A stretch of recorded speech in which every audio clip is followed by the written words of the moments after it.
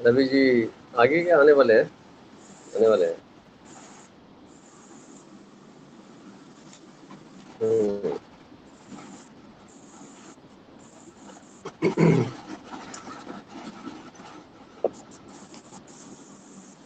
आज कोई उधर आंधी तूफान तो नहीं आया दिल्ली साइड में या हरियाणा साइड में? लगता है कुछ नहीं, आया है। दिल्ली साइड में तो शांति है। दिल्ली तो ऐसा कुछ नहीं है। हम्म।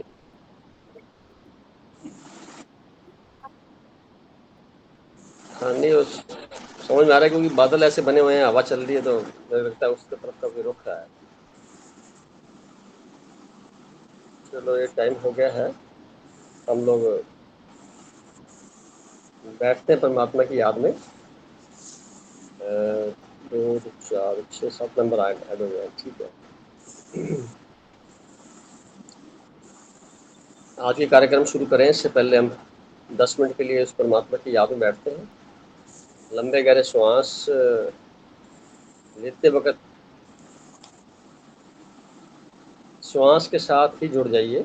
ऐसा लगे श्वास के साथ मैं शरीर में हूँ और श्वास के साथ मैं बाहर हूँ। यानी श्वास ही खुद महसूस करिए अपने आप, मैं श्वास ही हूँ। इस भाव के साथ सीधे बैठते हुए थोड़ी आंख खोल के रखिए ताकि नींद भी ना आए और ध्यान भी ना भटके। और उसके बाद फिर आप अपने आप को जब 10 मिनट पूरे हो जाएंगे तो जैसे मैं राइट कहूँगा तो उस वक्त फिर आप दोनों हाथों से रगड़ते हुए आंखों पे लगा के सही जगह पे डिपॉजिट डालें। Now please start.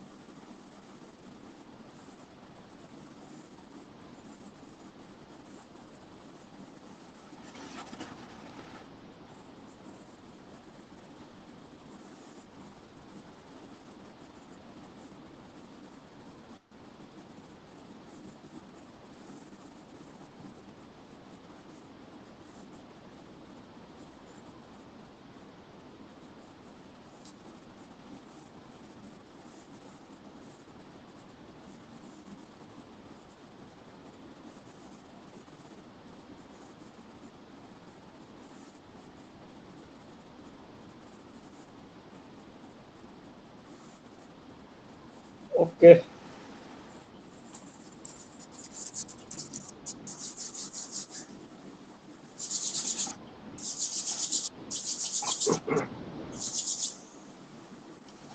सभी सम्मानित सदस्यों का आज के प्रसंग में तहे दिल से स्वागत है। और रवि भाई साहब जुड़े हैं या नहीं, थोड़ा बताएंगे गरिमा जी? जी जी जी, मैं हूँ भाई साहब, प्रणाम। बहुत बहुत प्रणाम। और टॉपिक आपका आज का है मन और परिस्थितियाँ, जो पुराना था, और दूसरा कुछ लेख लिखा हुआ आज के बारे में। जैसे आपको अच्छा लगे आप आरंभ करिए बोलना अपना, जी जैसे जी हमेशा जी, मदद बताते हैं, फिर आगे कार्य शुरू करें जी। सभी लोग। मैं सबसे निवेदन करूंगा कि दो अ, जो हमारे सत्संगी भाई हैं उनके म्यूट कर ले। मैं विनोद भैया भी म्यूट कर ले। मैं सोनिया जी आप भी म्यूट कर ले। जी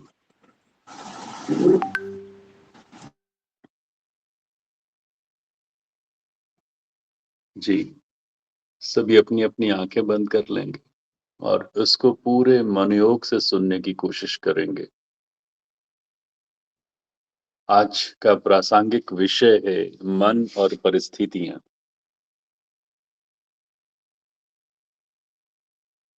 मन और परिस्थितियां वास्तव में सभी प्राणियों का नैसर्गिक बहाव है।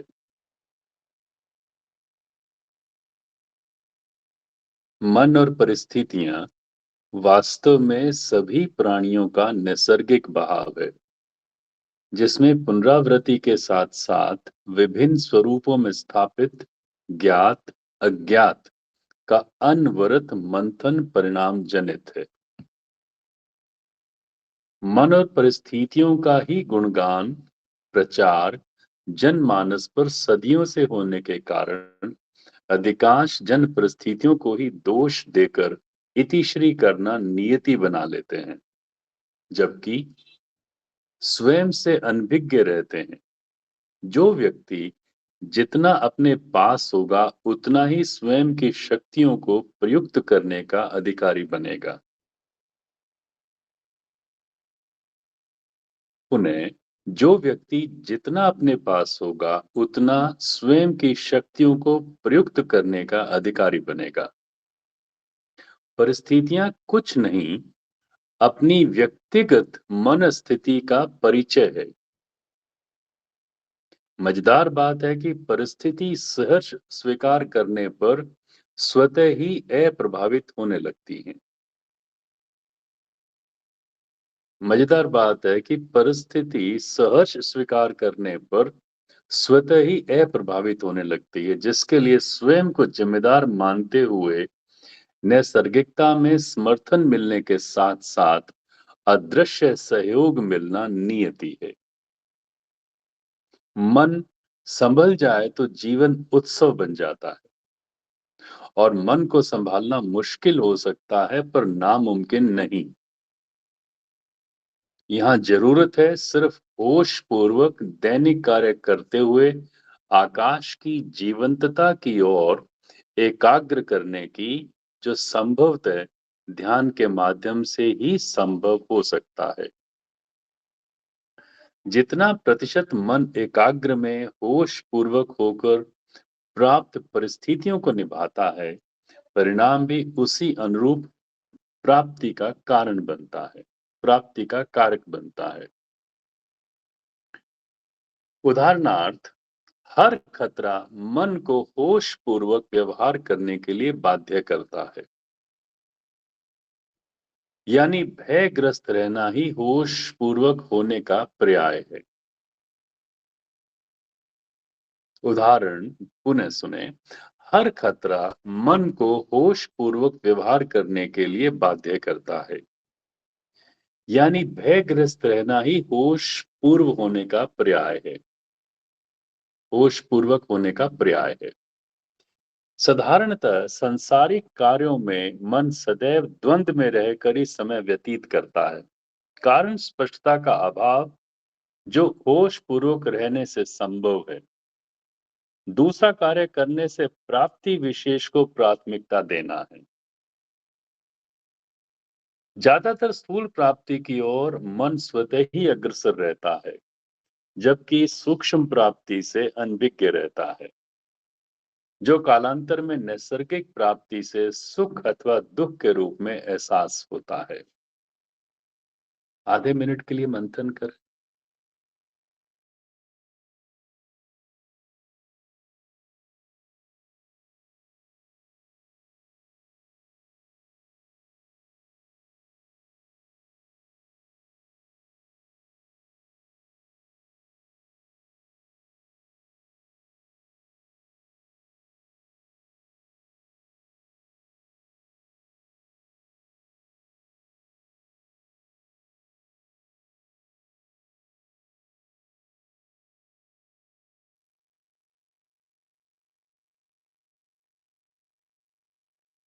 शरीर पल भर शमशान की ओर स्वतः नैसर्गिकता में अग्रसर है,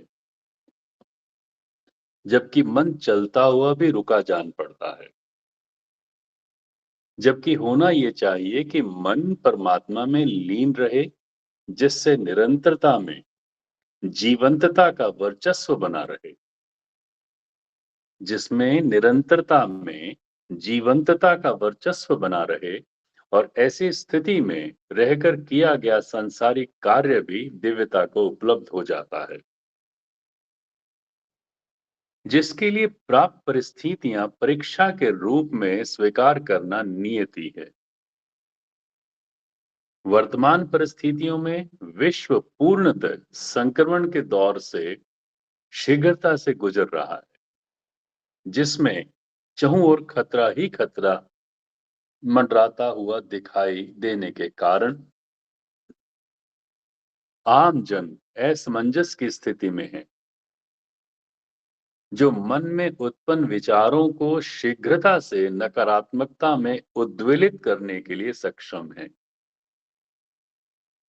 इस नाजुक परिस्थितियों में सीखने की बात यह है कि स्वयं को हर पल होशपूर्व होना चाहिए, होशपूर्वक होना चाहिए, ताकि प्राप्त परिस्थिति जनित अवसरों को बखूबी जिम्मेवारी से निभाया जा सके, जिसमें मन को समझना ही सर्वोपरि है, जिसे होश पूर्वक व्यवहार से निर्देशित कर सकते हैं।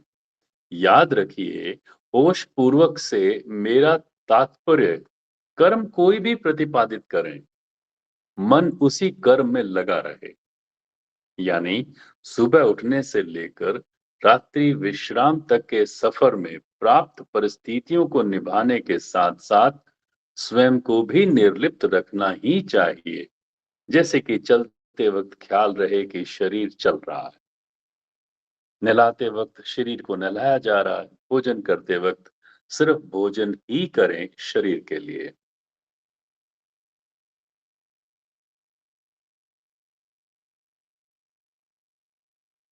विश्रामालय में शरीर विश्राम कर रहा है। जितने प्रतिशत सजगता रखेंगे उतना सकारात्मकता में रहेंगे।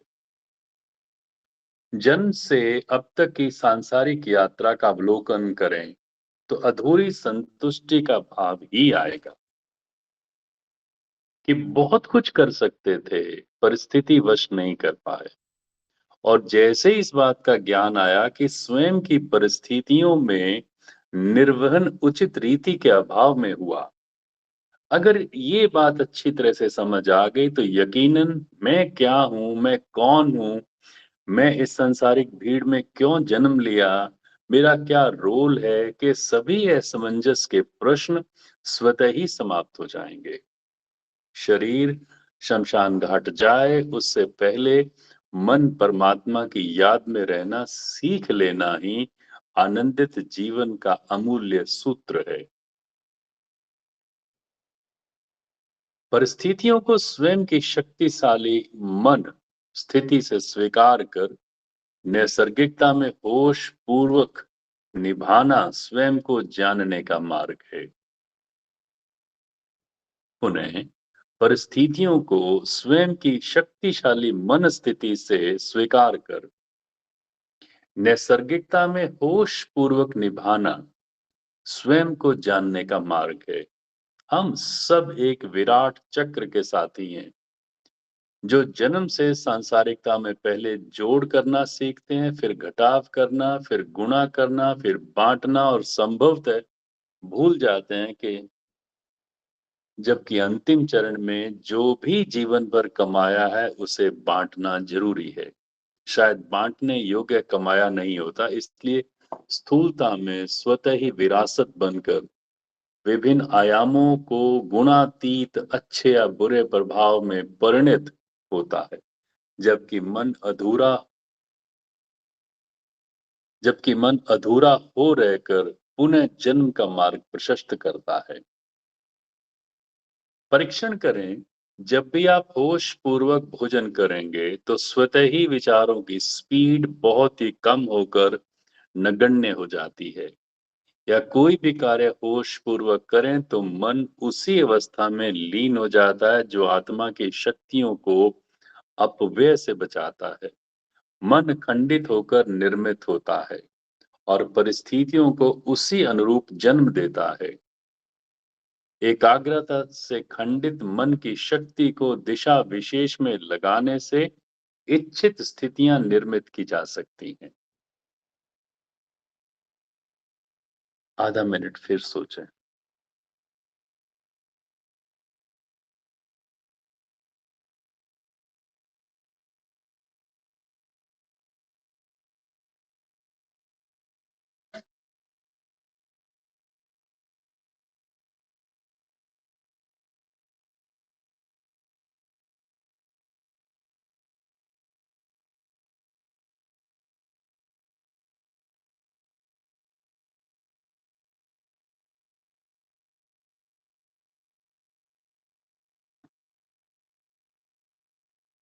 परिस्थितियों के प्रकार। परिस्थितियां दो प्रकार की होती हैं। पहला स्वजनित, शेष दूसरों द्वारा जनित। स्वजनित स्थिति स्वयं के द्वारा उत्पन्न तरंगों के माध्यम से उत्पन्न वातावरण में द्वैतता के कारण होती हैं, ड्युअलिटी के कारण होती हैं। जबकि परिस्थिति दूसरों द्वारा वासना युक्त व्यवहार से उत्पन्न होती हैं, जिसका नियंत्रण समाज द्वारा या कानून द्वारा होता है। सीखने की बात यह कि जो हमारे द्वारा जनित है उसे तो हम स्वयं निर्देशित कर सकते हैं, जबकि स्वयं की गलतियां दूसरों को जिम्मेदार बनाने में अज्ञानतावश योगदान देकर विकराल परिस्थितियों को निर्मित करते हैं, जो आज के परिदृश्य में स्पष्टतः दिखाई देता है, जो पुनः और पुनः असहनीय बनती जाती है। अनंत की वि- अनंत के विराट रहस्य को अल्प अनुभव से अभिव्यक्त करते हुए लेखक अपनी लेखनी को विराम देते हुए आग्रह करते हैं।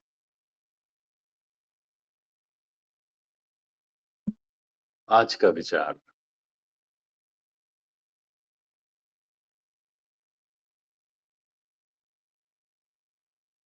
आज का आध्यात्मिक चिंतन का विषय है जीवन की यात्रा। जीवन एक सतत विकास की अनवरत यात्रा ही होता है। जीवन एक सतत विकास की अनवरत यात्रा ही होता है, जिसमें कोई भी मंजिल नहीं होती। जितने समय के लिए धरती पर हम यात्री के भांति रहना नियत होता है, ठीक उतने समय की इस यात्रा को ध्यान रूपी सूक्ष्म सजगता से इस जीवन यात्रा को दिव्य बनाया जा सकता है, अथवा साधारणतः बेध्यान होकर यात्रा करते हुए बीच बीच में टकराव, ठहराव, विरोध, अवरोध रूपी स्वनिर्मित नकारात्मकता वायुमंडल का सामना करना भी स्वयं को करना होता है। ध्यान रूपी प्रज्वलित मशाल से समस्त नकारात्मकता से बहुत ही सरलता से पार हुआ जा सकता है। वास्तव में ये यात्रा आनंद अनुभूति के लिए होती है, जबकि अधिकांशतः स्वयं का बेध्यान होकर विकारों के प्रभाव में रहने से हमेशा परेशानियों भरे वातावरण में मजबूरन जीना नियति बन जाना होता है, जो पारिवारिक बंधन से पलायन करने का अकर्मण्यता युक्त मार्ग का आरंभ होता है। यानी चिरस्थायी आनंद की जगह कोलाहल में संपूर्ण जीवन कुछ तुच्छ अस्थायी पड़ावों को मंजिल समझकर जीवन खपाने का सबब बनता है। ईमानदार उसको कहा जा सकता है जो हर पल बेईमानी करने में समर्थ हो, फिर भी बिना आंतरिक हलचल के न करे, जिसका आधार अंतर्मन का यूनिवर्स से बोध युक्त होना सिद्ध है। 100% होश पूर्वक होना माने 100% रिलैक्स होना होता है। 100% होश पूर्वक होना माने 100% रिलैक्स होना होता है।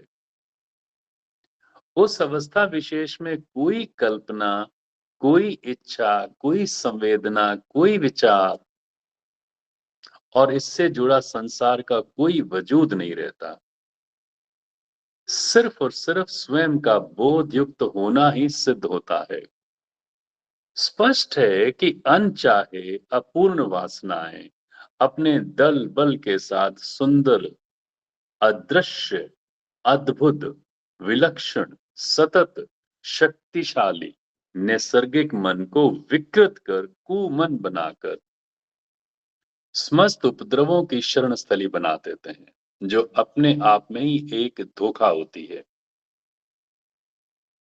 और ध्यान की रोशनी में वो कुमन सुमन बन निर्लिप्त अवस्था को उपलब्ध हो जाता है, जो समस्त कार्यों में रत होकर भी कर्ता न होकर सार्थक निमित्त ही रहता है। जो समस्त कार्यों में रत होकर भी कर्ता न होकर सार्थक निमित्त ही रहता है। असली कर्ता तो यूनिवर्स यानी परमात्मा प्रदत्त शक्तियां ही होती हैं, स्वयं तो निमित्त ही हो सकते हैं। निमित्त होने के एहसास में गहरा ध्यान छुपा हुआ है। भीतरी शक्ति का मूल स्रोत तो स्वयं यूनिवर्स ही तो है, जिसके स्पंदन आंतरिकता में उपलब्ध परम ऊर्जा रूपी आत्मा द्वारा महसूस कर सकते हैं, जिसे स्पिरिट गाइड भी कह सकते हैं। भीतरी शक्ति का मूल स्रोत तो स्वयं यूनिवर्स ही तो है, जिसके स्पंदन आंतरिकता में उपलब्ध परम ऊर्जा रूपी आत्मा द्वारा महसूस कर सकते हैं, जिसे स्पिरिटेड गाइड भी कह सकते हैं। जन्म के साथ ही ये गाइड उपहारित होता है सभी को, जिसके प्रति ही सजग होना मूल स्रोत से मिलने समान है। बाहरी दिखाई देने वाली धन संपदा की एक्सपायरी डेट निश्चित होती है और कालांतर में उतार चढ़ाव के साथ उसका ह्रास होना निश्चित है, जबकि आंतरिक संपदा स्वयं का बोध होना होती है। आंतरिक संपदा स्वयं का बोध होना होती है, जिसके लिए ध्यान ही सर्वोपरि पूंजी है, जिसमें कुछ संजोना नहीं वरन होना होता है, करना कुछ नहीं वरन अक्रियाशील होकर पूर्णता में बोध युक्त होना होता है। दूसरों को जानने समझने शास्त्रों को पढ़ने पढ़ाने वाले को ज्ञानी कहते हैं, जबकि स्वयं को जानने वाले को परम प्रबुद्धत्व को उपलब्ध होते हैं। दुनिया में सबसे महान और साहस युक्त कोई उद्देश्य है तो वो सिर्फ और सिर्फ स्वयं को जानना समझना है, जिसके लिए बेशकीमती ध्यान के पल। सौभाग्यशाली आत्मा ही स्वयं के प्रति जागरूक होकर यूनिवर्स की मौजूदगी का परिचय देती है। सौभाग्यशाली आत्मा ही स्वयं के प्रति जागरूक होकर यूनिवर्स की मौजूदगी का परिचय देती है, जिसे प्रचारित करने की आवश्यकता नहीं होती, वर्ण स्वतः ही प्रसारित हो जाता है। कारण समस्त प्राणियों में यूनिवर्स की ऊर्जा तो समान रूपेण मौजूद है। फर्क तो सिर्फ उससे आत्मसात करने का ही तो है, जो सांसारिकता निभाते मुश्किल हो सकता है परंतु मुमकिन है। एकांत में कुछ पल निकालकर स्वयं को लिखना पहला कदम है। एकांत में कुछ पल निकालकर स्वयं को लिखना पहला कदम है उस तल्लीनता की ओर जो सभी को नसीब है। शर्त है तो बस इतनी सी कि आंतरिकता में उत्पन्न स्पंदन को सुनना, उसके बाद दृढ़ निश्चय युक्त व्यवहार करना, जो सफलता की कुंजी है जिस पर सभी का जन्मसिद्ध अधिकार।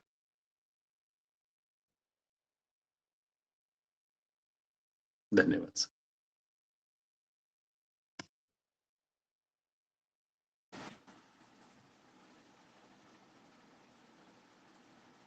बहुत बहुत शुक्रिया भाई साहब, बहुत अच्छे ढंग से आपने आज के इस टॉपिक को, पहले वाले टॉपिक को काफ़ी संजीदा बना दिया। पुनः शुक्रिया।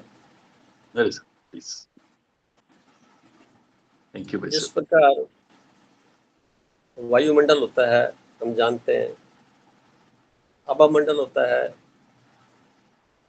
हमारे औरा का मंडल,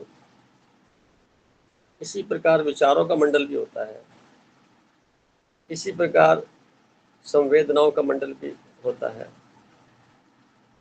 अगर कोई ये कहे कि मैं मालिक हूँ इस बात का कि कोई विचार आया और उसने उस विचार पे काम किया, जैसे ये ग्रुप बना तो एक विचार से बना। ठीक है भाई साहब, आप जा सकते हैं, बाद में आना चाहें आ जाए समय के अनुसार। तो विचार आया कहीं से, अचानक आया, तो उसको मालिक कैसे बन सकते हैं? हम उस विचार पे काम कर रहे हैं क्योंकि यूनिवर्स हमसे काम करवाना चाहता है, तभी तो विचार आया। जो सोर्स है वो तो यूनिवर्स है, उसके कई मंडल हैं। इसी मंडल से कोई विचार आया, हमारे पास ही क्यों आया?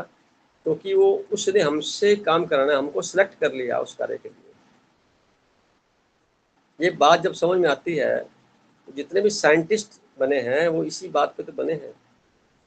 किसी ने किसी के पास एक विचार आया और उसने उस विचार को पकड़ा और उस पर एक्शन लिया ईमानदारी से और सफल हो गया। नहीं तो जितनी भी विज्ञान ने तरक्की की है कहाँ होती, किसी एक विचार के बेस पे तो हुई है। तो ये विचार सभी के आ सकते हैं, आते भी हैं, और सुनने की कला पता न होने की वजह से वो व्यर्थ चले जाते हैं। अंतःकरण की जो बात बताई जाती है वो ये कि ध्यान जब करने बैठते हैं, धीरे धीरे करके हमारी चेतना जो जीवंतता है वो एक सिंक्रोनाइज हो जाती है यूनिवर्स से। हालांकि सिंक्रोनाइज पहले से है, पर हम बोध न होने की वजह से महसूस नहीं कर पाते। तो जैसे चेतना का महसूस होती है, उसी प्रकार विचारों का जो आना जाना है वो एक प्रकार से यूनिवर्स से आ रहे होते हैं सब चीज़ें, और हम एक निमित्त बन करके उसका आगे उपयोग कर सकते हैं। तो ये सतत यात्रा है। इस यात्रा के अंदर हमें अपना रोल बखूबी निभाना है, उसके लिए ध्यान की आवश्यकता है। मेरी बात से सहमत होंगे। टॉपिक को पढ़ा गया है, किसी के मन में कोई प्रश्न हो तो बेझिझक कह के उसका समाधान अपने सब मिलके करते हैं। और मैं आज आमंत्रित करता हूँ सबसे पहले पुरुषोत्तम भाई जी को, क्योंकि ये कुछ कम बोलते हैं पर मन में कुछ बात आई है तो जरूर बताएं। पुरुषोत्तम जी, आपका स्वागत है। सर नमस्कार जी।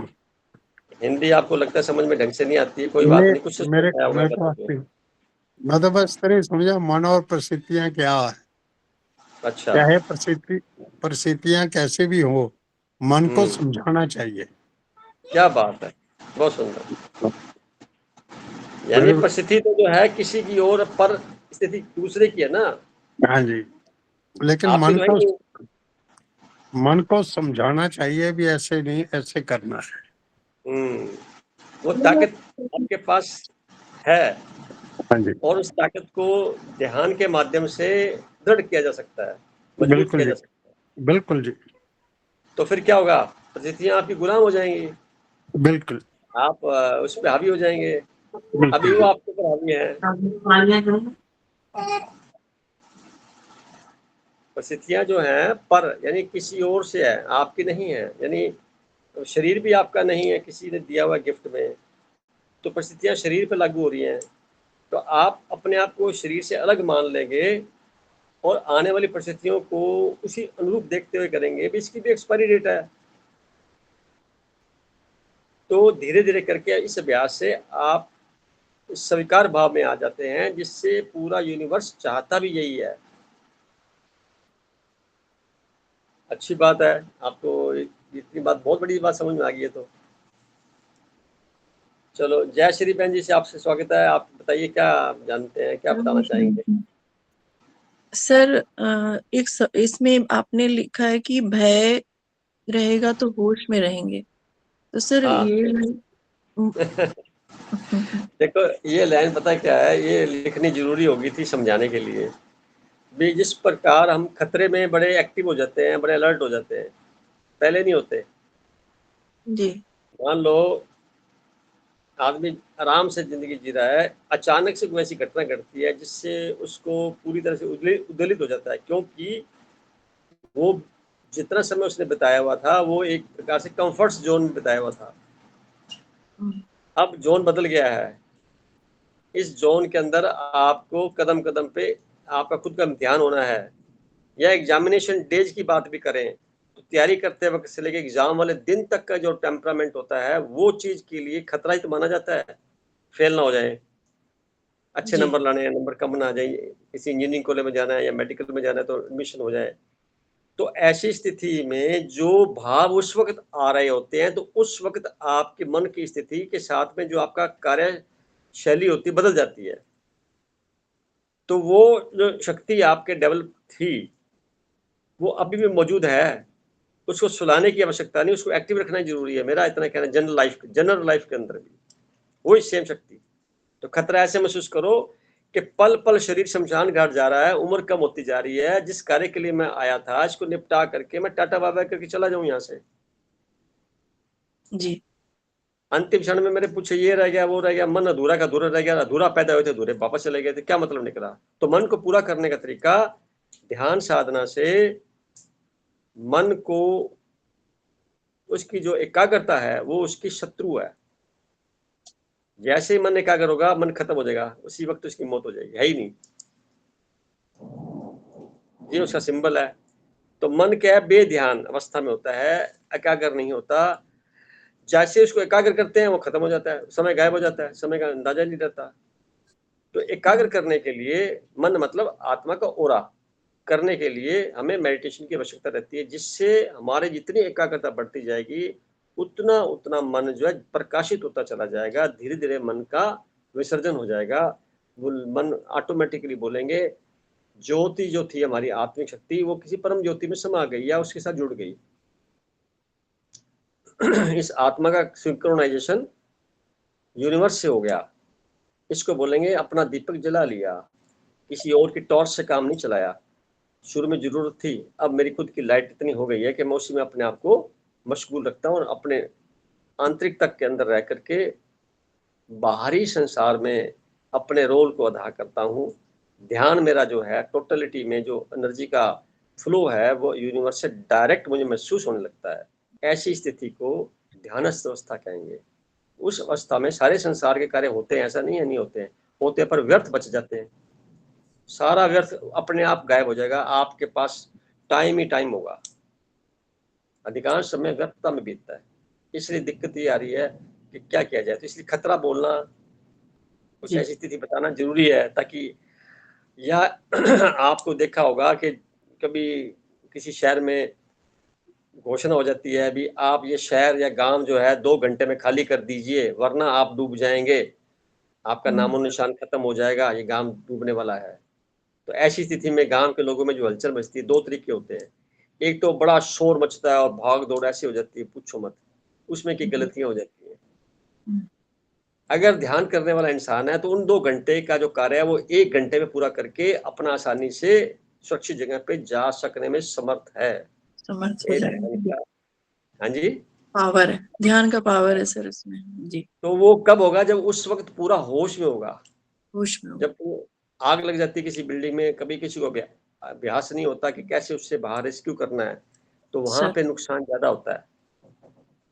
अभी कोरोना काल में जितना महामारी फैली है, इसके अंदर देखिए, मेरा मानना ये अधिकांश जो लोग मरे हैं वो भयग्रस्त होकर मरे हैं, है क्योंकि बेहोशी में मरे हैं वो। जी जी तो सर। कभी भी देखना, जब मासेस कैजुअलिटी होती है तो क्योंकि कंफर्ट जोन में होते हैं, उनको पता भी नहीं होता। अगर ध्यान किया होगा तो सजग रहेंगे, अलर्ट रहेंगे, तो अलर्ट मोड में होंगे तो आसानी से सारे कार्य निभाए जा सकते हैं। सर तो मेरा खतरा से मतलब वो है, जी। खतरा कभी है भी सर। बीमारी आ सकती है, खतरा कभी भी शरीर का कुछ घटना घट सकती है, कभी भी आप बैठे हैं कुछ भी भूकंप आ सकता है, कभी कुछ और आ सकता है। तो आप खतरे से भाव को खतरा, वो क्योंकि शब्द नहीं है ना, अध्यात्म को समझाने के लिए शब्द बने नहीं है, सहारा लेना पड़ता है। तो खतरे को ऐसे समझिए भी आपकी खुद की अटेंटिव पोजीशन का होना उस वक्त जरूरी होता है। तो हर वक्त क्यों नहीं रह सकती? वो उस वक्त ही क्यों होती है जब खतरा आता है, पहले क्यों नहीं होती? तो मेरा भाव है ध्यान से हम पॉजिटिविटी में जाके वो सजगता महसूस पल पल पल कर सकते हैं। तो सर गलती नहीं होगी, न बोलते वक्त, न खाने खाते वक्त, न रहने वक्त, न व्यवहार करते वक्त। आप किसी झूठ का सहारा नहीं लेंगे, स्पष्ट बोलते चले जाएंगे, साफ बोलते चले जाएंगे। बहुत बड़ी विडंबना है। बीमार कहाँ से लोग होते हैं? बीमार वही होते हैं जो द्वंद में जीते हैं। एक्सीडेंट जितने होते हैं द्वंद में होते हैं, कंफ्यूजन इल्यूजन में होते हैं। जितने भी झगड़े फसाद, जितना भी कुछ चल रहा है, वो सारा कंफ्यूजन इल्यूजन में होता है। कभी देखिए स्पष्ट व्यक्ति कभी झगड़ता नहीं, कभी न कोई स्ट्राइक करते हैं, ना कोई लेना देना है, ना कोई कंप्लेंट है। वो परिस्थितियों को समझता है और अपने आप को वैसा एडजस्ट करके अपने आप को दुखी नहीं करता। ज्यादातर लोग परिस्थितियों से अपने आप को दुखी कर लेते हैं, रिग्रेट करते करते, तो वो उनकी हेल्थ का डिटोरेशन का कारण बनता है। हेल्थ कई प्रकार की, मानसिक हेल्थ है, शारीरिक हेल्थ है। ये तनाव क्या है? तो टेंशन क्या है? यही तो है, बार बार इसी, उसने ऐसा कर दिया और उसने ऐसा नहीं किया और उसने ऐसा कर दिया। अरे भाई छोड़ो, आप अपनी योग्यता सिद्ध करो, जो हो गया हो गया। आप कुछ कर सकते हो ठीक है, नहीं तो उनको अपनी खोपड़ी में क्यों बिठा रखा है? हटाओ उनको। इतनी सुंदर फ्लॉपी में दूसरों की बातें डाल रखी हैं, पता नहीं, किसी से पूछ लो आप, जब देखो ये चर्चा चलती रहेगी। अरे सुंदर आकाश, कितना सुंदर है, आकाश को देखो आप, सर वातावरण देखो, हवा कितनी प्यारी, अच्छी सी प्यारी। आज तो हवा बड़ी अच्छी आ रही है। मैं तो आज ध्यान किया बैठ के, थोड़ी देर वहां बैठ के हवा को महसूस किया कैसे आती है। सर जैसे दूसरा कोई गलत भी करते रहता है ना, तो आपने जैसे बोला कि हम कुछ नहीं करते हैं, जो करता है यूनिवर्स कर रहा है, या करावनहार जो है वो परमात्मा करते हैं। तो सर दिख रहा है कि व्यक्ति गलत कर रहा है, तो इसको भी ये मानेंगे कि हम वो नहीं कर रहा है, उसको करवाया जा रहा है? अगर आप सजग हैं, होशपूर्वक हैं, तो आप अपने अधिकारों का इस्तेमाल करते हुए, अपने आप को बचाते हुए, जितना संभव हो सकेगा सामाजिक दायरे में रह करके कानूनी व्यवस्था का सपोर्ट लेंगे आप।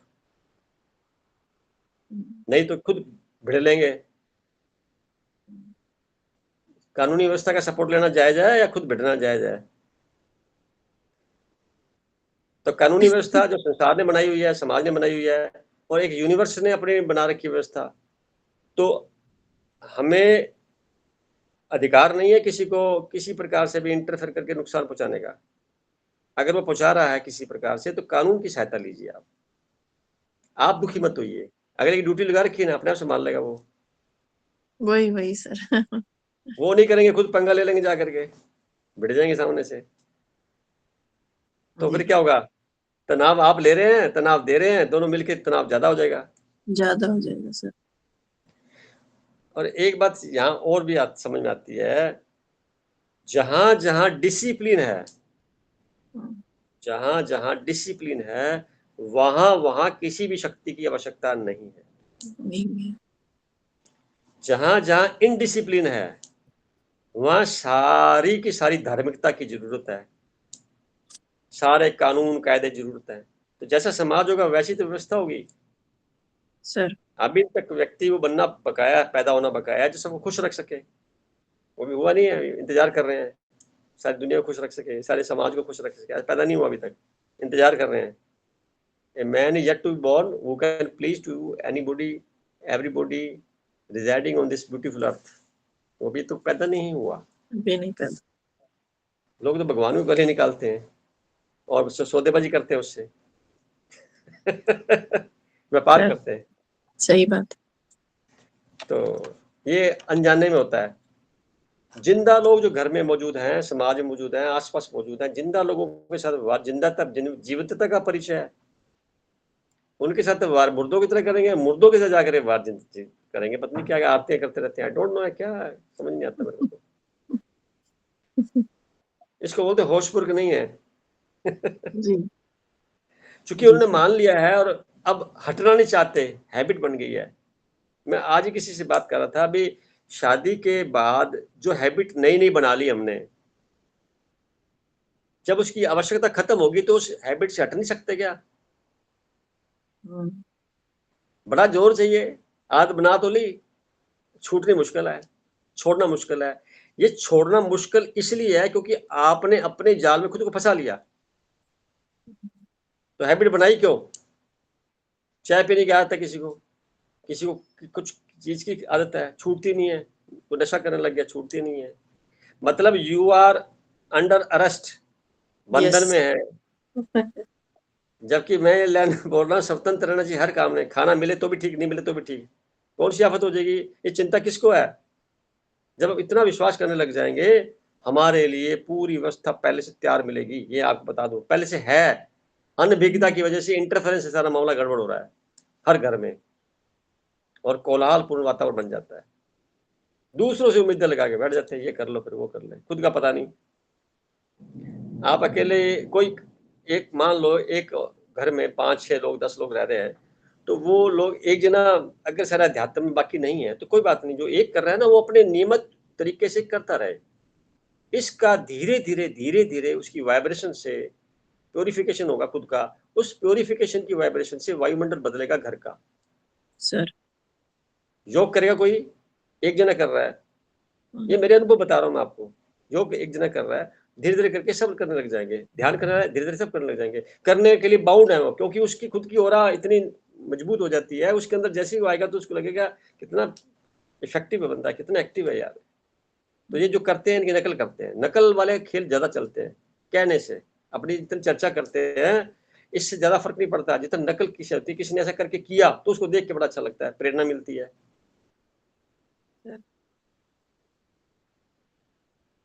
बात क्लियर हुई? खतरा समझ में, खतरा वास्तव में वो मत समझ लेना कि जो खतरा वो होता है। खतरे से मेरा भाव सिर्फ इतना ही है कि कुछ ना कुछ अपने आप को बांधने के लिए, अपने आप को डिसिप्लिन में लाने के लिए, बोलेंगे ना भय का होना सेल्फ जरूरी। मोटिवेट करने के लिए, सेल्फ मोटिवेट करने के लिए हमें मजबूरन, यानी शरीर काम नहीं कर रहा, सुबह मेडिटेशन नहीं कर सकते, शाम नहीं कर सकते, तो खतरा नहीं महसूस हो रहा ना, इसलिए तो नहीं कर रहे।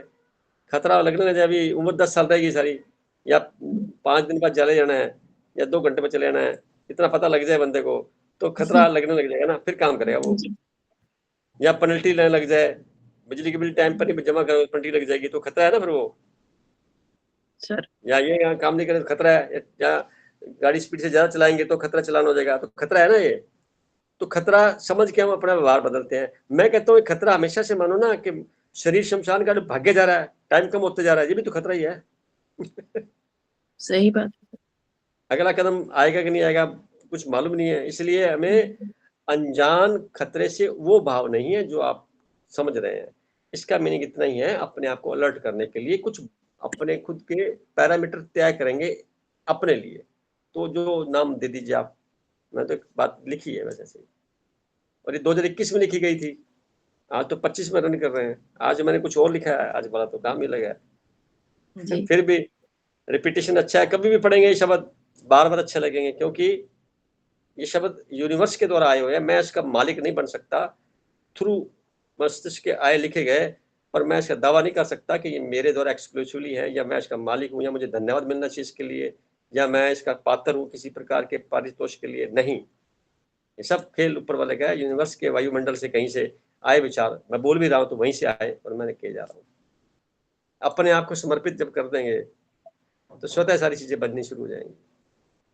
अगर संसार के समर्पित कर देंगे आप, तो संसार की भाषा बोलेंगे आप। कभी देख लेना आप संसार की भाषा कैसी है, समाज की भाषा कैसी है, क्योंकि आप उसके प्रति समर्पित हो गए। जब परमात्मा के प्रति समर्पित हो जाएंगे, यूनिवर्स के प्रति समर्पित हो जाएंगे, तो सारा खेल वहां से चलेगा फिर आपके लिए। आप देखिए कितनी बड़ी बात है, एक आदमी नौकरी करता है छोटे से किसी संस्थान में, एक बड़े संस्थान में, एक और से बड़े संस्थान में, तो उससे ज्यादा पावर कहाँ से आएगी उसके पास। एक व्यक्ति ये सोचता है मैं यूनिवर्स की नौकरी कर रहा हूँ, पूरे ब्रह्मांड की, तो ब्रह्मांड से उसका सिंक्रोनाइजेशन हो गया ना। अब ताकत वहां की आएगी उसके पास, और वो अनलिमिटेड है, कोई सर डेफिनेशन नहीं दे सकता उसको, कोई छोटे शब्दों में बांध नहीं सकता उसको। जीवन में हमें परमात्मा यानी यूनिवर्स, यानी जो श्वास आ रहे हैं ना हमारे पास, उस यूनिवर्स से ही आ रहे हैं, जो पृथ्वी की वायुमंडल के ऊपर चढ़ करके हमारे नाभि केंद्र तक पहुंचते हैं और शरीर को चलायमान बनाए हुए हैं। जो कितनी बारीकी से इस चीज को समझते हैं और महसूस करें ध्यान में, तो लगेगा परमात्मा ने हमें वैसे जोड़ रखा है तार से, सभी एक सूत्र से जुड़े हुए हैं। इतने पुरानी है धरती पर, 8 अरब से ज्यादा आबादी है, ये तो मनुष्यों की है, पशु पक्षी जीव जंतु, छोटे छोटा जीवाणु कीटाणु परमाणु, जिसको भी आप आगे विभक्त करते चले जाएंगे वो छोटे होते चले जाएंगे, और फिर हैं सारे क्रियाकलाप कर रहे हैं। सर सबका गठ जोड़ है, सबका गठ जोड़ ही तो संसार है। छोटा गठ जोड़, बड़ा गठ जोड़, फिर बड़ा गठ। अब विकार कहाँ पैदा होते हैं कि हम दावा करने लगते हैं ये मेरा है, इसलिए विकार पैदा हो जाते हैं। अगला टॉपिक बड़ा कीमती आएगा अगले संडे, जो मैं बताऊंगा कि मैं हूं कौन। अभी हाँ समस्या सर बड़ी गजब की है। तब तक आपको प्रश्न छोड़ता हूं कि आप भी ढूंढिए कि मैं कौन हूं। और किसी ने कुछ और बात करनी है तो आपकी बात क्लियर होगी। सर चलो, शुभकामनाएं। Thank you. महावीर भाई साहब से मैं गुजारिश करूंगा, बहुत दिन हो गए हैं, अपनी बात रखें।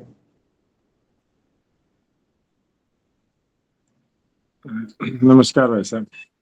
बहुत बहुत नमस्ते, आपका स्वागत है। आप अपनी बात कहें जैसे आप। मैं पिछली बार मैं कहीं बाहर था तो मैं जुड़ नहीं पाया था। अभी मैं सुन रहा था आप में जो परिस्थिति के ऊपर बात हो रही थी, तो आपने कहा था स्वजनित परिस्थिति और औरों के द्वारा बनाई गई परिस्थिति। फिर आपने ये भी कहा कि भाई हम परिस्थिति को स्वीकार करें। अगर हम सबको ही यही मान लेंगे सारी परिस्थिति मेरे हित के लिए ही बनाई गई है, मेरे अंदर जो शक्तियां या जो टैलेंट दिया गया है, प्रतिभा दी गई है, या जिस कार्य के लिए भेजा है उसको कराने के लिए ही ये परिस्थितियां उत्पन्न की गई हैं, तो पर वाली बात ही नहीं रहेगी। फिर हम ये कहेंगे नहीं कि किसी और ने ये चीजें किसी और के द्वारा जनित है।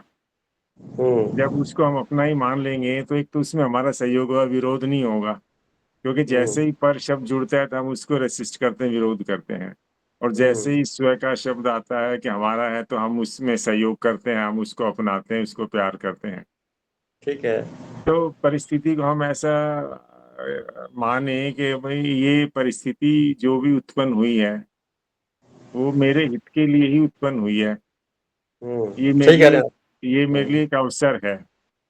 अगर कोई ऐसी भी हमें लग रहा है कि भाई ऐसी परिस्थिति जिसमें मुझे जैसे कोई झगड़ा कर रहा है, कोई हमारा नुकसान कर रहा है, उसमें भी कुछ न कुछ हमारे पास अवसर है अपने किसी गुण को निखारने का।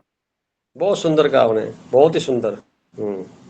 तो परिस्थिति को हम पर शब्द ना माने, परिस्थिति मतलब हम स्थिति मान लें। स्थिति कोई भी स्थिति है और वो मेरे लिए है, वो बहुत मेरे सुंदर। मेरे हित के लिए बनी है, तो उसको अपने आप ही स्वीकार हो जाएगा, अपने आप ही एक्सेप्ट हो जाएगा, अपने आप ही हम उसको प्यार करेंगे, अपने आप ही देखेंगे इस परिस्थिति में मैं अपने किस प्रतिभा का, किस गुण का इस्तेमाल करूं और क्या इससे मैं सीखूं जिससे मैं आगे जाऊं।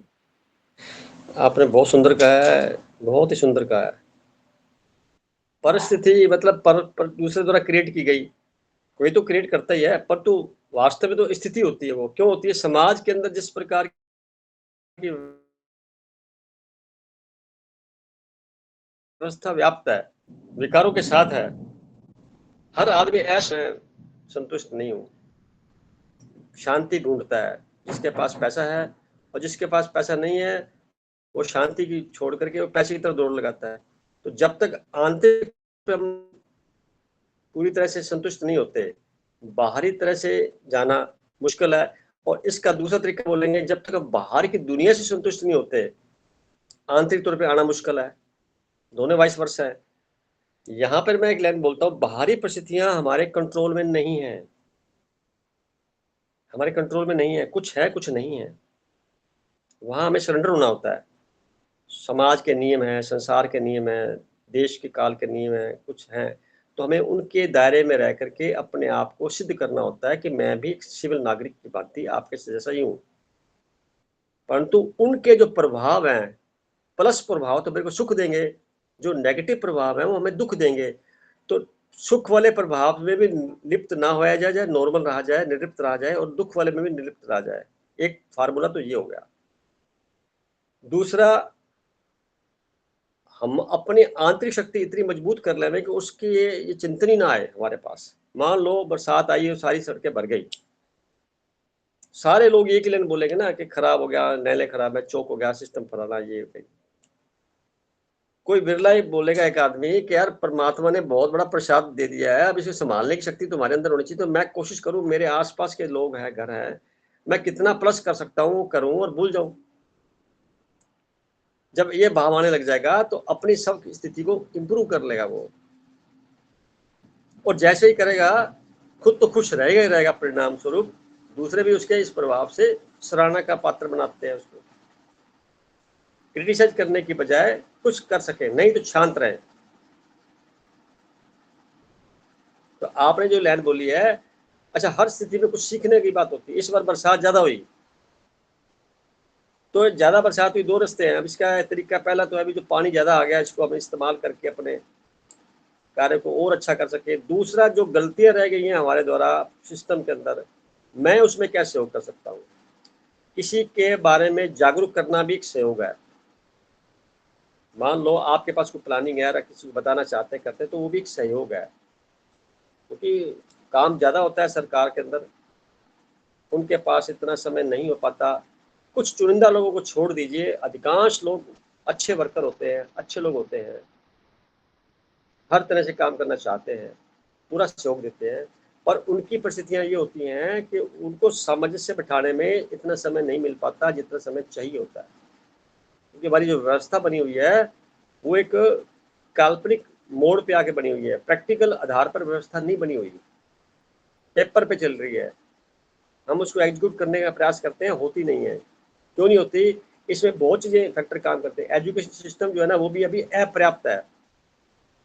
पढ़ाई लिखाई कर लेने के बाद में वो काम बड़ी मुश्किल से आता है। कहीं कुछ और चीजें करनी पड़ती हैं, जो स्किल डेवलप करने पड़ते हैं। तो शुरुआती बेस जो है हमारा इतना कमजोर है इस स्थिति में कि हम परिस्थितियों के प्रति हावी न होकर के खुद उसे धराशायी हो जाते हैं। और फिर सिलसिला शुरू होता है एक दूसरे को कोसने का और नेगेटिव वातावरण बनाने का। उससे बचने का तरीका यही है, कम से कम अपने आप को मत कोसिए। आप जितना है जैसे है रहने के साथ में, अगर कुछ नहीं कर सकते तो कम से कम अपने साथ अन्याय मत करिए अपने साथ, और नेगेटिव शब्दों का प्रयोग मत करिए दूसरों के लिए भी। जो हो रहा है फिर स्वीकार कर लो, बात खत्म। सरकार ऐसी है, समाज ऐसा है, लोग ऐसे हैं, ओके। आप एक ताकत है, जनरेट करिए और अपने आप को सिद्ध करिए। है कर सकते हैं, नहीं कर सकते हैं तो शांति से कियोस्क मत पैदा कर दीजिए, ताकि आसपास का माहौल, और जैसे आग में घी डालने वाला काम वो मत करिए। मेरा इतना ही सारा स्वभाव है कहने का। कुछ और बात भाई साहब? नहीं, शुक्रिया भाई साहब, और सदस्यों की बातें भी सुनते हैं। हाँ, टाइम भी 9:01 हो गया है और सीए रजनी जी से बात करूंगा अभी, वो बताएं अपनी बात, काफी दिनों बाद बात करेंगे। रजनी जी, प्रणाम सर। बहुत बहुत प्रणाम आपका। लाइव हुई है और बात करिए आपको। सर अभी लाइट का इशू आ रहा है तो दिक्कत रहेगी, मैं बात कर सकती हूँ ना? कोई बात नहीं, आप बोलिए। ठीक सर, सब तो शब्द ही नहीं मिल पा रहे हैं बात करने के लिए।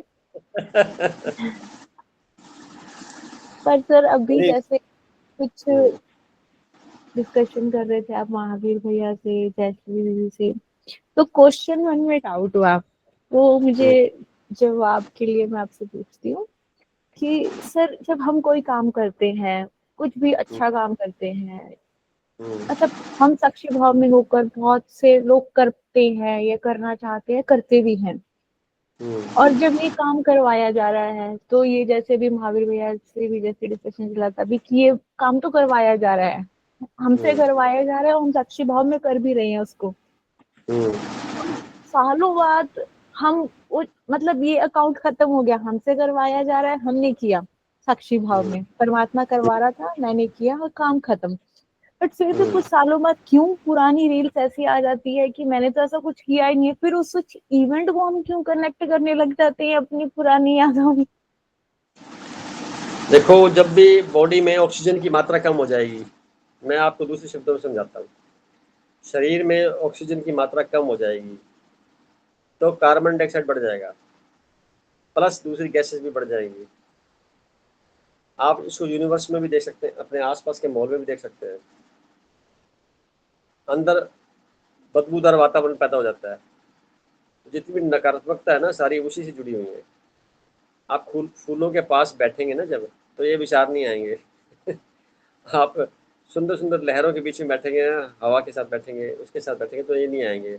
तो इसके प्रति मैंने बताया हुआ है, प्राणायाम करिए आप डेली 1 घंटा अपने लिए, शरीर के लिए निकालिए, प्राणायाम करिए, लंबे गहरे श्वास, कपालभाति या जो भी आपको सूट करता है, आसन करिए, शरीर को थोड़ा, जॉइंट्स को थोड़ा स्ट्रेच करिए, वॉक करिए, जितना भी आप चाहते हैं, कम से कम 10,000 कदम चल लीजिए उम्र के हिसाब से।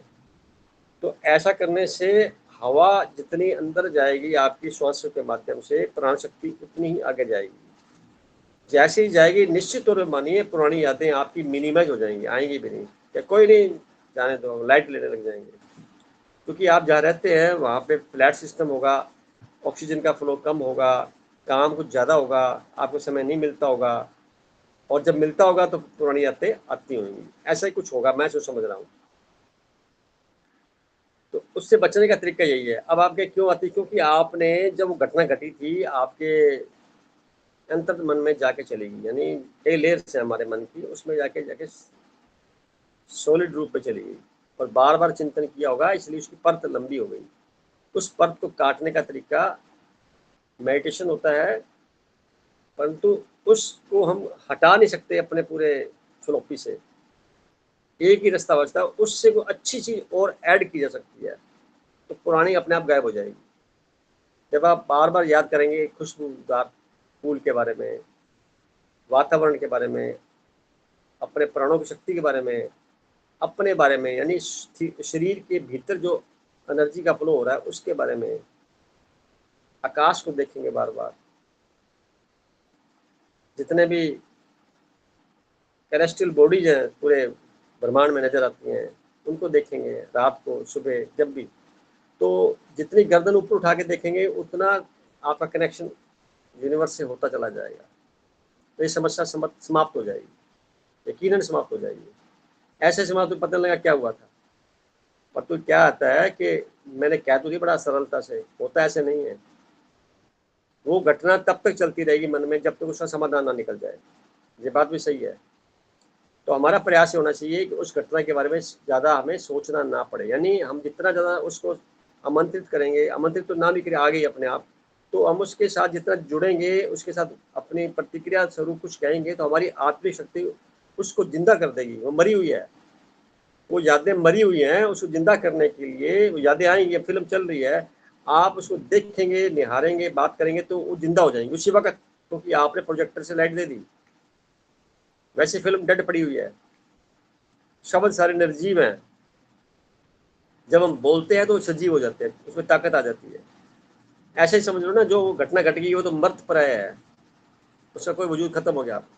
आपको फिल्म के तौर पे याद आ भी गई तो आप उसको देख लीजिए, निहार लीजिए और ओके कर दीजिए, ऐसी क्षमता डेवलप करिए अपने अंदर। तो ध्यान की सुपरलेटिव डिग्री के अंदर चले जाता है आदमी।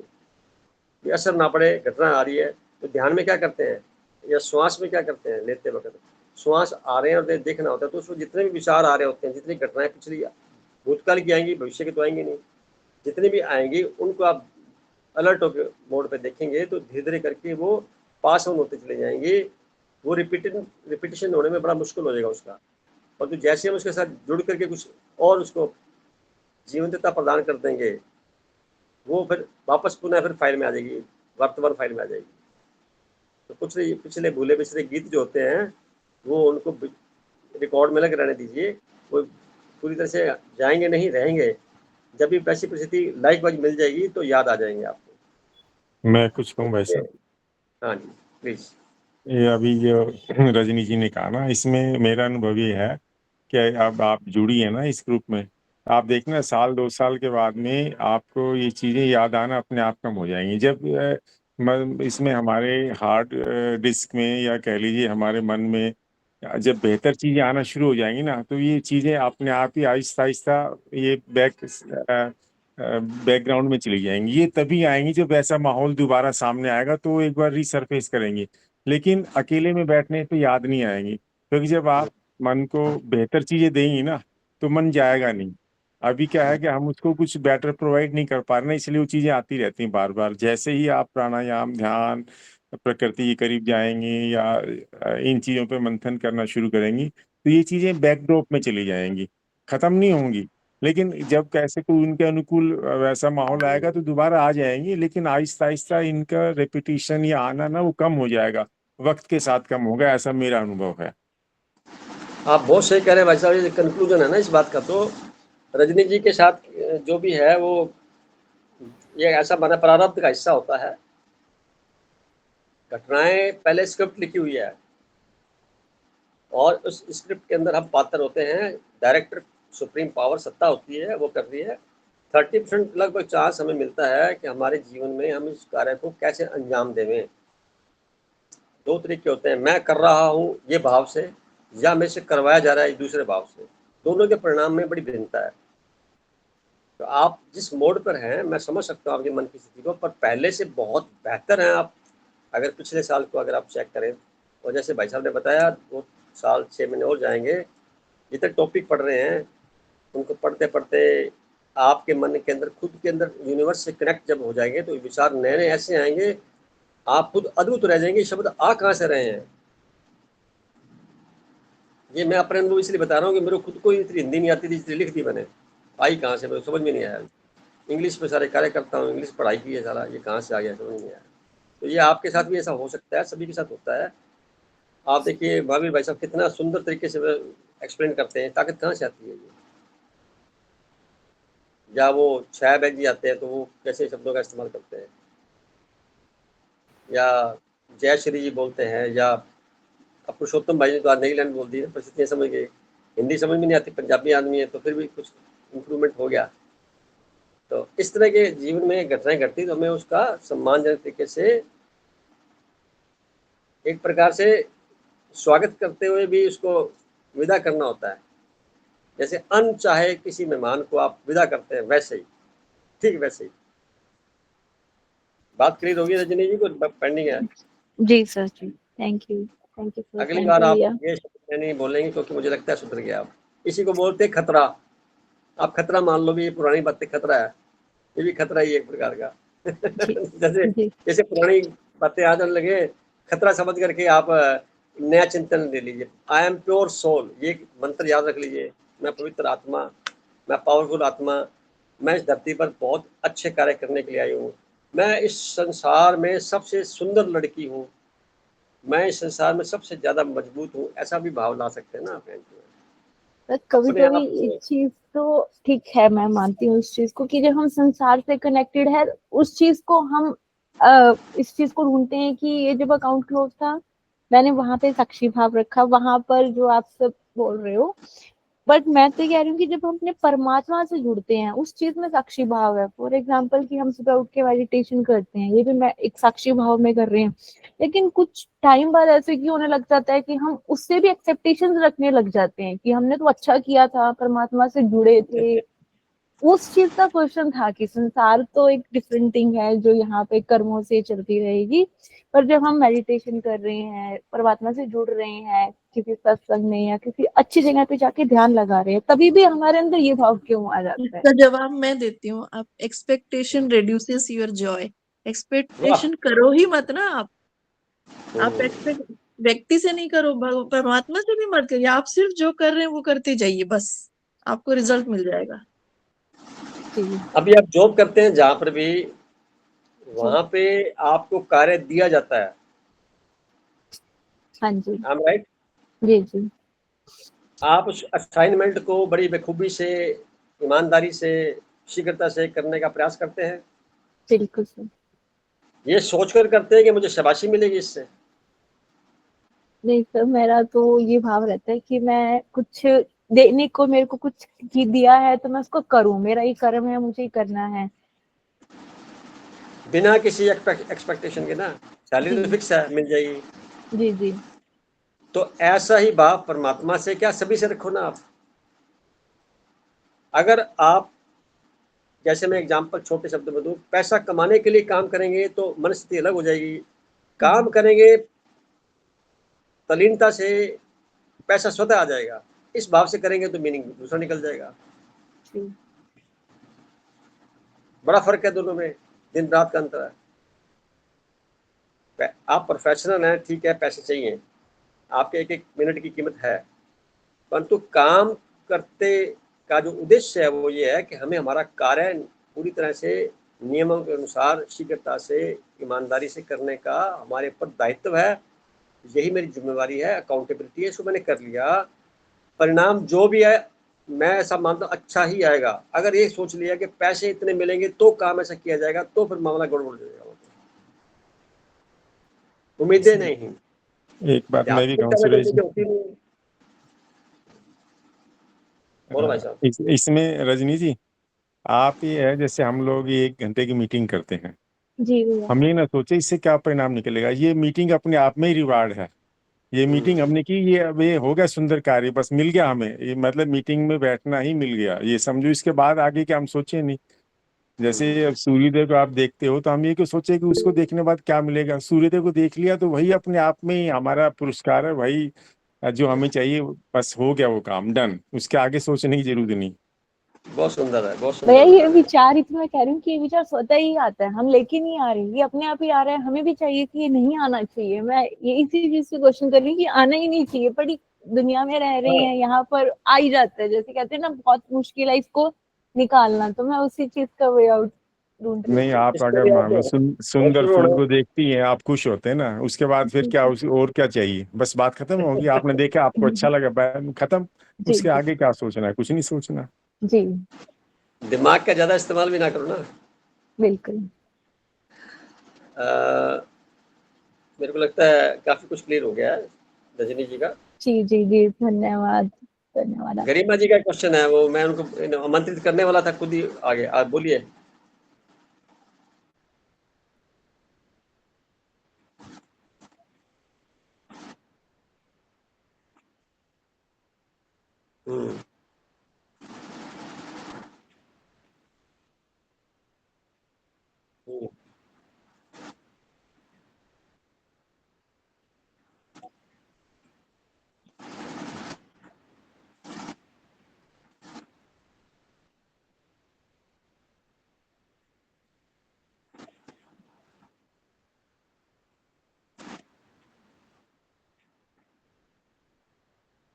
मैं यहाँ की लाइन बोलूंगा ना, यहाँ पर आप सजग नहीं है। जैसे ही आप सजग नहीं रहे, घटना घट जाएगी। खतरा मान लो ना इस चीज को, खतरा है ये, समाज मेरे लिए खतरा है। ये जॉब के प्रति जहां मेरा वातावरण मिल रहा है, ये खतरा है। इस खतरे के प्रति आप अवेयर रहिए, कुछ भी नहीं होगा।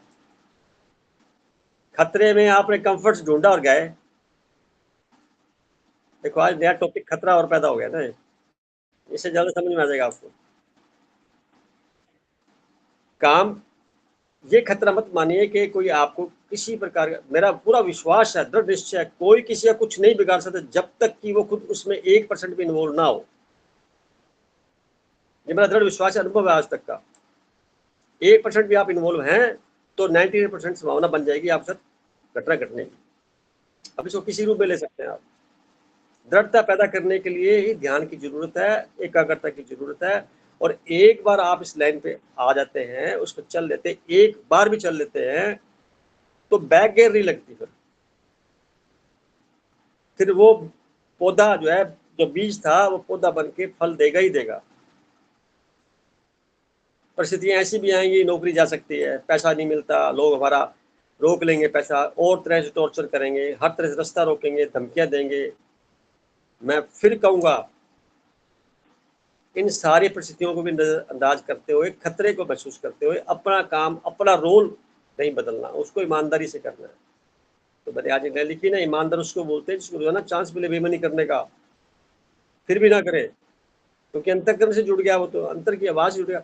आपको स्पिरिट गाइड मिला हुआ है सभी को, जो धीमी धीमी आवाज अंदर से आती है भीतर से, उसके प्रति आप सजग रहिए, उस आवाज को सुनिए। वो भी एक ध्यान है, बहुत बड़ा ध्यान है वो, उसी को सुनिए। वो बाद में जाकर नाद बन जाता है, वो नाद ही एक प्रकार का।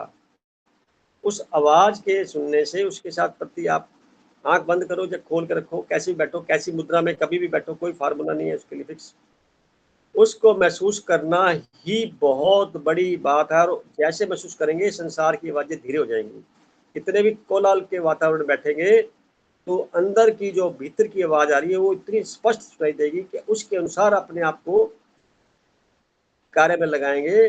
सारे कार्य ऑटोमेटिकली यूनिवर्स के द्वारा तय होने वाले हो जाएंगे, क्योंकि यूनिवर्स सारा सभी मनुष्यों में मौजूद है और आप यूनिवर्स से सिंक्रोनाइज हो गए हैं, तो ताकत सारी वहां से आएगी। वैसे ही विचार सामने वाले पे आ जाएंगे, कुछ भी नहीं कर पाएगा कोई, कुछ भी नहीं कर पाएगा। ऐसी घटना घट जाएगी कि घटना से पहले, एक क्षण पहले कुछ ऐसी बात हो जाएगी कि मामला टल गया। तो आप अद्भुत शक्ति के साथ जुड़ रहे हैं, साधारण बात नहीं है। अपने आप को उस लायक समझिए, कमजोर तो बिल्कुल मत समझिए, सर्वशक्तिमान समझिए, क्योंकि आप उसकी औलाद हैं। डेली आप सुबह 5-7 बार बोल रही ना, मास्टर सर्वशक्तिमान, तो परमात्मा के बच्चे कैसे होंगे? वैसे तो होंगे जैसा पिता है। वो दिखाई देवे अभ्यास हो गया है, गलत है ना। वो बिना दिखाई पे तो हमारे साथ अंग संग है ना, इस श्वासों से हमारे अंग संग है ना। ये जची नहीं बात है। आंख बंद करके 5-7 मिनट बैठिए, ध्यान करिए, फिर कॉपी पेन से लेकर के लिखिए। इसके यस करने से ये हो सकता है, इसके ना करने से ये हो सकता है। खुद ही किसी को इन्वॉल्व मत करिए, आप खुद ही अपने गुरु बनिए, अपना अपना ध्यान फोकस करिए और इतना विजन ला सकते हैं जितना लाना चाहते हैं। तो प्लस के अंदर लिख दीजिए ये हो सकता है, माइनस में ये हो सकता है, फिर आप निर्णय खुद ले लीजिए। और इसके अलावा भी बता देता हूँ, कई बार ऐसी स्थिति आ जाती है तो 2 पर्ची डाल ली, यस और नो की, थोड़ा रख दिया और आंख बंद करके कोई भी एक पर्ची वहां से निकाल ली। वो यूनिवर्स आपसे वो काम करवा लेगा, पक्का। भरोसा करते हैं तो फिर फोकस उस पर, फिर वापस बैक गियर नहीं। आपकी जो परिस्थिति है, आगे 2 कदम है, पीछे कदम है, इस यात्रा में है, इस भंवर जाल में आप हैं। 2 कदम आगे चलते हैं, 1 कदम पीछे आ जाते हैं। यहाँ तो दिक्कत आएगी, यहाँ तो कोई कंफ्यूज आप हैं, वो नहीं है, कंफ्यूज आप हैं। और आप क्यों हैं? आपकी जो पैरा लिस्ट है जिसमें दुनिया भर की बातें लिखी हुई हैं, उस लिस्ट में कंपैटिबिलिटी नहीं बन रही। तो अपनी लिस्ट को फिल्टर करके फाइन करिए। पहले अपनी लिस्ट बनाइए, मेरे अंदर ये प्लस पॉइंट है, ये माइनस पॉइंट है। सामने वाले को चेक करिए, इसमें प्लस पॉइंट है, माइनस पॉइंट है, क्या कंपैटिबिलिटी है। ये सबसे बड़ी ज्योतिष तो यही है, और है ही नहीं कहीं। ये कला जब आ जाएगी तो बात खत्म ना हो जाएगी। चेहरे पे मुस्कान रहनी चाहिए हमेशा ही, कोई कुछ भी बोलता रहे, कुछ भी समझता रहे, समझने दो। आप दिखावे में आकर कुछ ऐसा करेंगे, निश्चित तौर पे वो नुकसान ही करेगा, क्योंकि आपका इंटेंशन क्या है उस पे परमात्मा काम करता है, और संसार आपके इंटेंशन पर नहीं करता काम, वो आपके कर्मों के द्वारा चलता है। दोनों में बड़ा अंतर है। आपने ऐसी ड्रेस पहन ली और आप कार्य के लिए जा रहे हैं, तो इंटेंशन क्या है आपका, और वो इंटेंशन लागू हो जाएगा क्योंकि आपने उसको अट्रैक्ट किया है, कसूर आपका है। अगर आपने जिस पर्टिकुलर टास्क के लिए जा रहे हैं बिना किसी इंटेंशन के, जो पर्टिकुलर टास्क बनता है उस पर सिर्फ फोकस करते हैं, तो निश्चित तौर पे वही काम हो पाएगा, क्योंकि एनर्जी का फ्लो कहाँ से हो रहा है, आपके द्वारा ही हो रहा है। वेयर एनर्जी फ्लोज वहां पे ताकत आ जाएगी। मैंने बहुत बार कहा हुआ है, जीवंतता हम प्रदान करते हैं शब्दों में, शब्दों में ताकत नहीं है, एनर्जी में, सारे सारे शब्द एनर्जी में। आप उसको जीवंतता प्रदान करते हैं अपने अटेंशन से, तो आपने अटेंशन दिया ही नहीं, तो जीवंतता कहाँ से आएगी? वन वे तो नहीं होती, टू वे होती है हमेशा ही, कभी सर्किट पूरा नहीं होता, वन में तो होता नहीं ऐसे।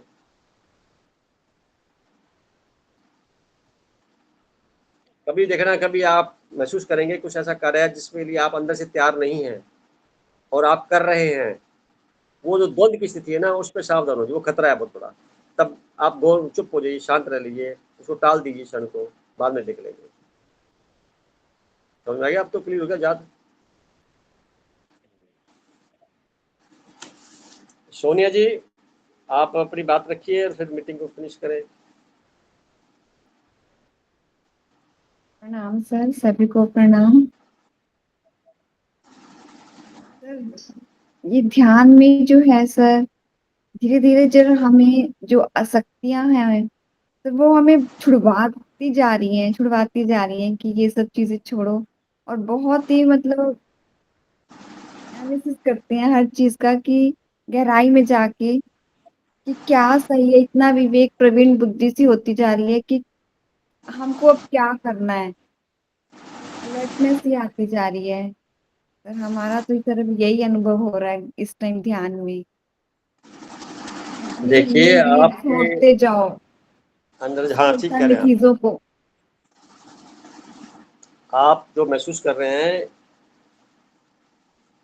वो सही कर रहे हैं। जैसे जैसे आप ध्यान में गहरे होते जाएंगे, जितने प्रतिशत होते जाएंगे, मन मन मैं बोलूँगा उतना प्रकाशित होता जाता है, तो व्यक्ति जो है एक प्रकार से हल्का होता है और ऊपर की ओर उठता है, गुरुत्वाकर्षण शक्ति से ऊपर उठता है। तो संसार गुरुत्वाकर्षण शक्ति से जुड़ा हुआ है, आकर्षण से जुड़ा हुआ है, आप उससे थोड़ा ऊपर उठ रहे हैं, तो वहां पे द्वंद चलता है, कभी हाँ और कभी ना।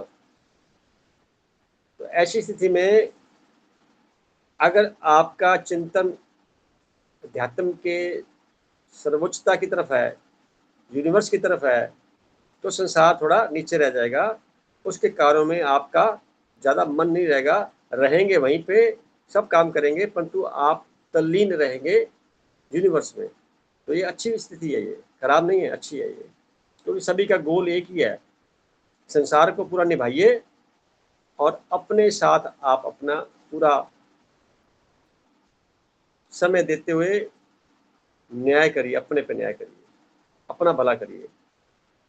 अपना भला न करके जो लोग सभी दूसरों को करते रहते हैं, वो अंतोगतवा जब अंतिम चरण में होते हैं बहुत पश्चाताप में होते हैं, क्योंकि संसार को खुश रखना मजाक नहीं है।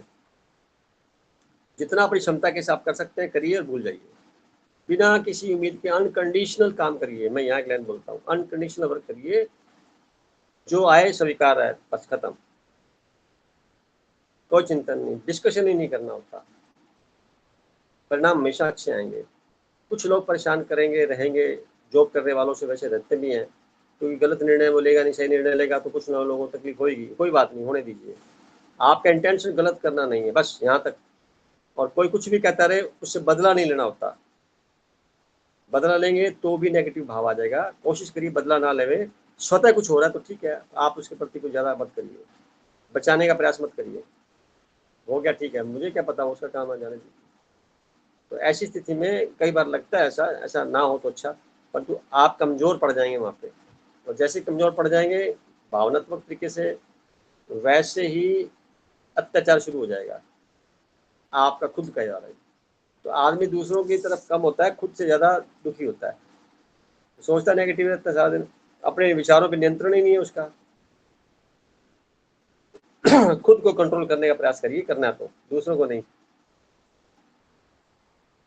बात क्लियर होगी? जी तो सर। आज का सेशन बहुत सारा, कोई मेंबर रह गया क्या जिसने बात करनी है? वही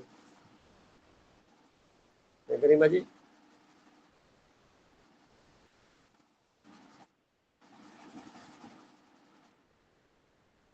नहीं बोला? शाह जी हैं तो आमंत्रित करते हैं, शाह जी मौजूद है तो उनका स्वागत है। कंक्लूड कर दीजिए आज की मीटिंग को, मैटर ओवर। शाह जी, नमस्ते भाई साहब। आज के इस प्रोग्राम को, सत्संग को आप कंक्लूड करते हैं, कुछ शब्द बोलिए ताकि फिर हम विदा लें। स्वागत है आपका। बिल्कुल महावीर भाई साहब ने जो बोला वही सोच रही थी मैं। रजनी जी की बात सुन के लग रहा था कि आज से 3 साल पहले हम सबकी मन की स्थिति यही थी। आप ये मत समझिए कि आप कुछ अलग सोच रहे हैं या हम में और आप में कोई फर्क है, ऐसा कुछ भी नहीं है, केवल कुछ समय का डिफरेंस है। हम 3 साल पहले जुड़ गए थे, आप थोड़े टाइम पहले अभी जुड़े हैं। स्थितियां में तभी दिखती है जैसी आपके मन की स्थिति हो। आपको केवल अपने मन को टटोलना है। ये हमारा मन जब कमजोर होता है ना, जैसे आप होंगे, आपको बड़ी से बड़ी परिस्थिति भी बहुत आसानी से सुलझाने में आपको लगेगा, क्योंकि आपका रिएक्शन आपकी स्थिति पे आता है। आपका मन और आपका दिमाग वो आपको रिएक्ट करता है, ये आपका रिएक्शन है। और रिएक्ट करने से पहले, रिएक्ट तब होता है जब, मैंने अपने अनुभव से बता रही हूँ, जब आप अंदर से स्ट्रांग होते हैं ना, तो आपको कोई भी चीज विचलित नहीं करती। और जब आप विचलित नहीं होंगे तब ही आप सही फैसला या सही एक्शन लेंगे। जब हम बहुत सही है। विचलित होते हैं ना, विचलित होने पर सबसे पहले हमारी कमजोरी हमारे एक्शन के थ्रू निकलती है। वो हमारी कमजोरी है, क्योंकि हमारे मन की स्थिति इस वक्त कमजोर है, क्योंकि हम विचलित हो गए।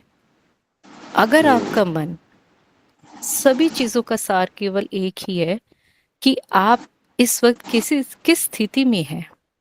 आपके विचार आपके मन को स्ट्रांग और कमजोर बनाते हैं। विचारों पर चलो हम माने कि हमारा बस नहीं है, क्योंकि स्थिति अलग अलग होती है, कभी हो गया।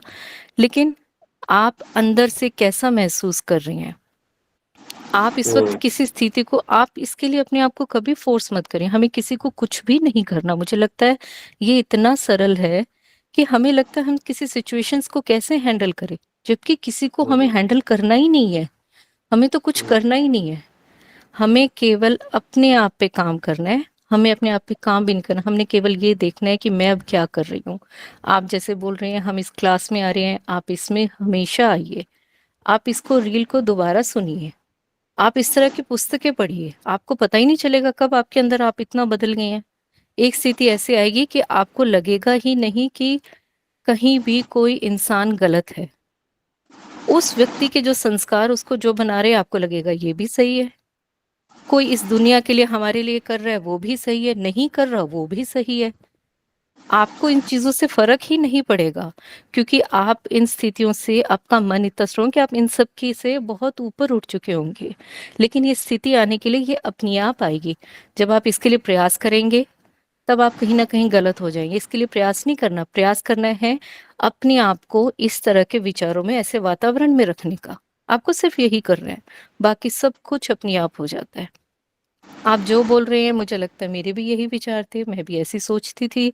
मुझसे, मेरा अनुभव ही यही रहा कि पहले जो स्थितियां आती थी, आज मुझे ऐसा लगता है कि विचार भी कम है और कोई भी स्थिति आपको विचलित नहीं करती, वो किसी भी तरह की हो।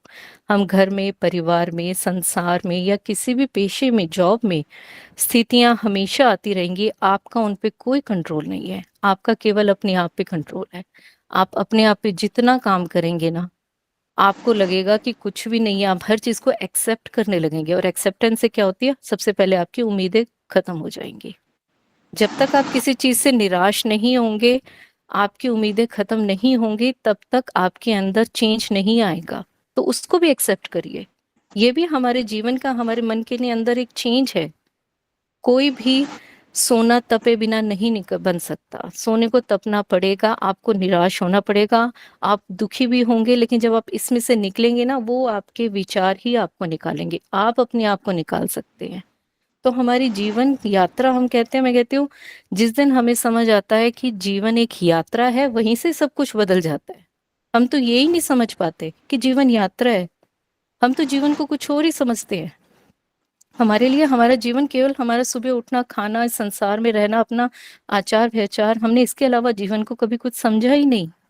जिस दिन समझ आया कि ये तो एक यात्रा है, आधी वस्तुएं तो वहीं रह जाएंगी, कुछ रहेगा ही नहीं, आप उनसे डिस्कनेक्ट तभी हो जाएंगे, और जो शेष रह जाएंगी वो आप अपनी आप, आपको एक समय आपको ऐसा लगेगा कि कितना सरल है इन सब चीजों से छोड़ना, इन सब चीजों से अपने आप को डिस्कनेक्ट करना, कितना सरल है जीवन, कितना सरल है व्यवहार करना, कितना सरल है किसी भी परिस्थिति को स्थिति में बदलकर अपने मन को, आपको लगेगा ही नहीं आप कुछ कर रही हैं, आपको लगेगा मैं कुछ भी नहीं कर रही, लेकिन सब कुछ मेरे अनुरूप क्यों हो रहा है, आपको पता ही नहीं चलेगा।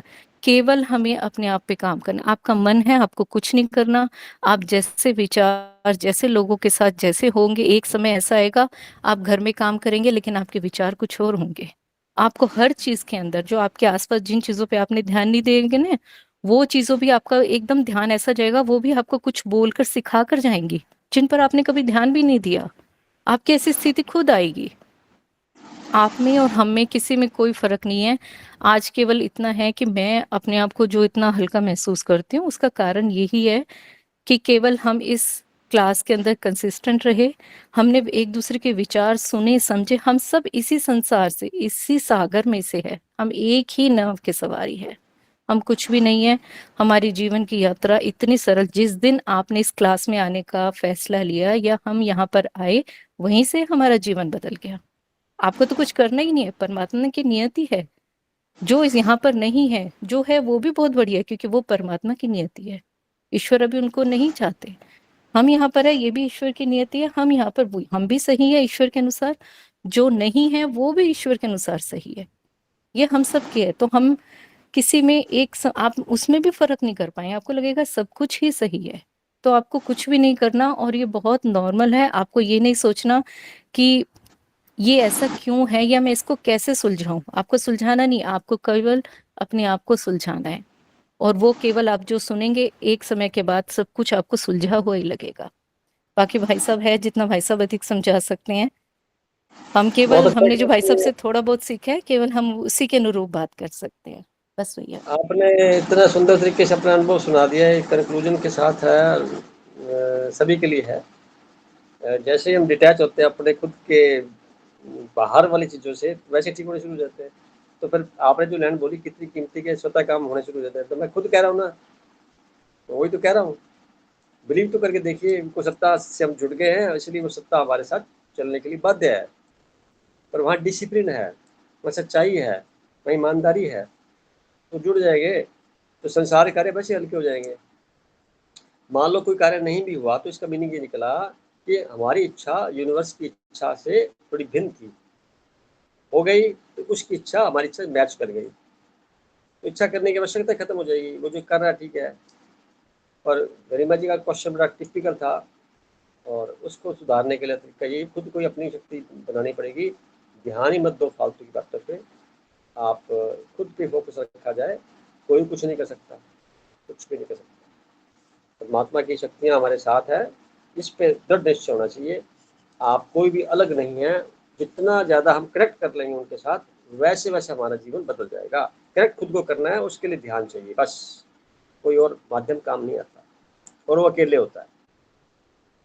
इन्हीं शब्दों के साथ मैं कहूँगा सबका शुक्रिया, इतने मेंबर आज आए हैं, और आज की मीटिंग बड़ी सार्थक है, बड़ी सरलता से हर प्रकार का कुछ मर्म समझ में आया, कुछ नई बातें क्लियर हुई।